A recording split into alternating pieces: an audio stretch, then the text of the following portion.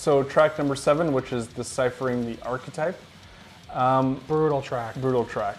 Brutal track. Shoulder buster for me, man. It's brutal. Yeah, there's always one song in every album that we love to death, but dread getting to it when we have to rehearse it. Yeah, for me on Malediction, I mean, Oracles was the track I loathed to play. This one, I love track 7. Like I love it. It's just such a brutal track. Yeah. But man, it's a challenge for me. Yeah.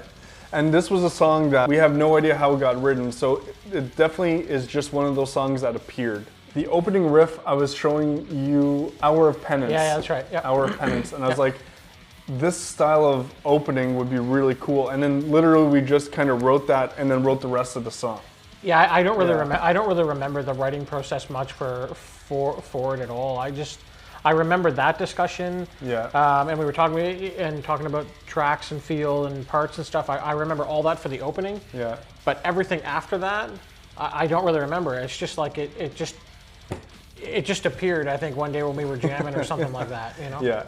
And actually the really cool thing is that when we jam like that, we're often recording on a Zoom recorder or on a cell phone or something like that. But I remember the first version of that track, I added a sample in that demo track at the time. And it was from this really obscure part of a movie from like the 60s or 70s. Yeah. And we've had that sample for years. For years, dying to release this album so we could have this sample in there. Yeah, that's the sample. That's where it goes. Yeah. That's the riff. Yeah. It's never changing. Yeah. Right? That's how it's always been, you know, for the entire time. So it's very interesting that like this song, a big part of the song is that sample part. Yeah. And actually we ended up in the studio opening up that section a little bit as well, right before to kind of give it more emphasis. But brutal track, really fun to play, and we got a lyric video done just because it's the shortest song I think on the album. Yeah, it is. Yeah. And lyrics themselves are nothing special, to be honest. You know, it's got that like old Hate Eternal type feel to it. I mean, granted, I mean, I don't really obviously love all the Hate Eternal stuff, but it's got that old, like first album, you know, Conquering the Throne type of feel. Yeah. To me, anyway, you know. But and I think we were trying to just have some of that, just pure brutality with it, and I think this track really accomplished that.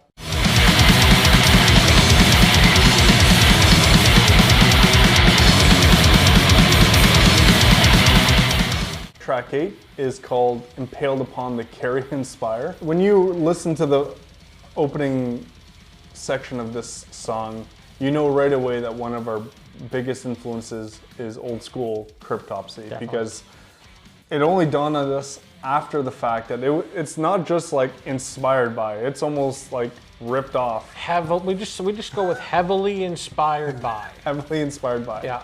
And it's a song that again I don't really remember like reworking it. I don't remember. I don't really either. I mean, I know we had.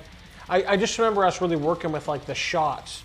You know what I mean? Like that shot pattern that's in it, and for some reason we just were thinking we got to do some type of shot motif or something like that throughout this record or throughout this song, and and actually, that's what we come up with. Yeah, and the inspiration for that shot came from Devoured by Vermin. Oh, yeah. Cannibal Corpse. Yeah. Right? Yeah. And actually that original section had a more of like a Devoured by Vermin, like dun, dun, dun, dun, dun, dun, dun, dun. And but yeah, really fun song to play. Definitely one of my favorite songs that we've ever written. Absolutely. For me, I mean, I know that the whole opening's a blast and everything else, and it's got some really neat parts where you and I really lock in. Yeah. But for me, the outro riff and that whole out section for like the last minute or so of the song, to me is one of my absolute favorite. I still find it's groovy, but it's heavy, but it's not like, again, it's not like some blasty fast thing. No. But there's just something about the feel that's created there that it's not like anything we've done before. True. But it's just such a blast to play. Yeah, and I remember it's one of those sections where we loved it so much, but we talked. Like, is it us? Is it heavy? Yeah. We weren't sure, but we loved it so much, we just didn't give a shit how it came across. So. always for the beginning of that song, we had a guitar solo in mind after the shots, and there used to be a slash hit, but I got cut. I got cut. Got cut. Yeah. But we always had like an idea for a guitar solo starting right out of the gate. And we had reached out actually to a couple of different guitar players to do some guest solo work. Yep. And none of them panned out. Didn't pan out. Didn't pan out. We'll just keep it at that. Yeah. Thanks to everyone who was on board. But at the end of the day, we're like, you know, just not 100% what we were hoping for. And then we started talking, we're like, you know what, this is a Cryptopsy song. It would be so killer if we could get John Levasseur, to the guy who wrote like None So Vile, Whisper Supremacy, like our favorite albums, like get him to do a guitar solo. But you know, John is like notorious for being a bit kind of, you know, he's off the social media grid. You know, he kind of does his own thing, and there was no real way of like getting in touch with him. Yeah. But anyways, we ended up somehow finding someone who claimed to be John, reached out and had a conversation about it. It was just around the time that the pandemic was hitting hard. Yeah, terrible. And basically we sent him the song, and right away he was like totally on board for this. This is absolutely killer stuff. And so it was a bit surreal for us. Yeah, it was such a cool experience. Yeah.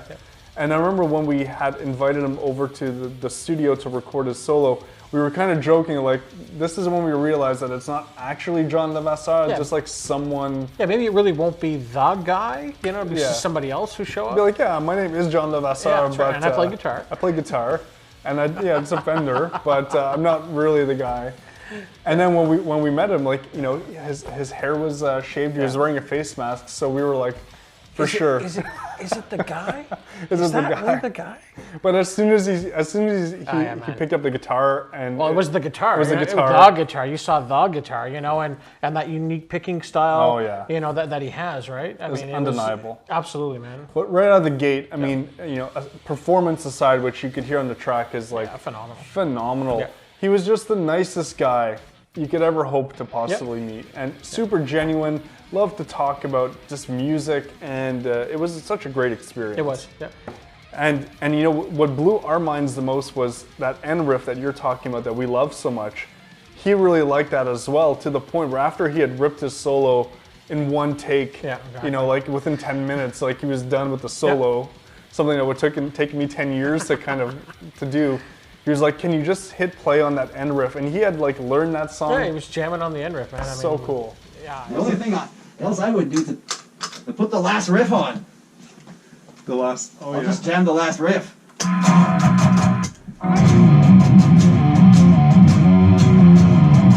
Does have some. It's really, it bites. When I chug, I don't even do a power chord. I just the top string. Oh yeah. Really? Yep. Yeah.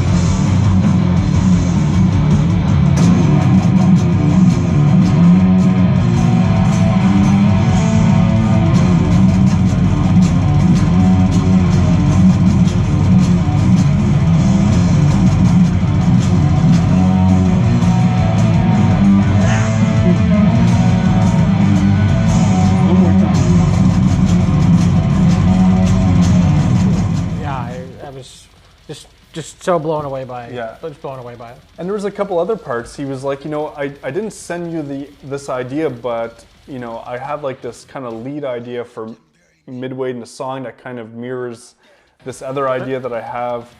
And you know, he just was injecting ideas, which is super welcomed, and we were really honored and blown away by that. Well, yeah, to me, there are parts that really we wouldn't have thought of. You know, I think we were just kind of focused on like the bed track, and you know, he's hearing it, you know, with like a whole other set of ears, and really looking at the track differently, right? So it was really neat to hear somebody kind of suggest, you know, oh, what about doing something here, you know, and even this intro thing, you know, and yeah, and actually the intro is very.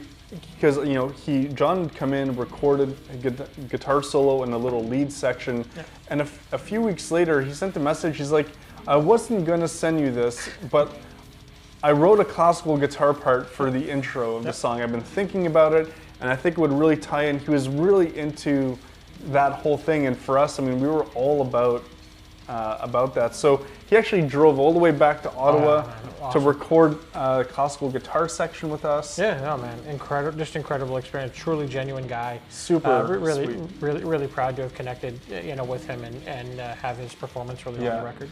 But it's absolutely killer track, and it's got some awesome samples tossed in, some really heavy parts. Definitely one of my favorites on the album. Yeah, mine too.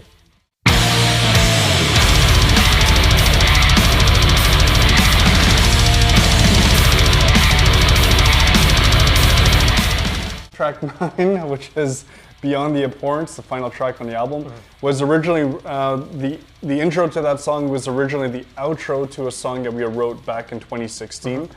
And I remember we were kind of reviewing some tracks like a few years later, and we had got to that part, and we said, you know what, instead of writing a song that builds up to like this epic riff, what if we just started this song with an epic riff? Yep. And then what we ended up doing was just kind of take that first half of that original song, tossed it out, took that and made it the beginning of track 9.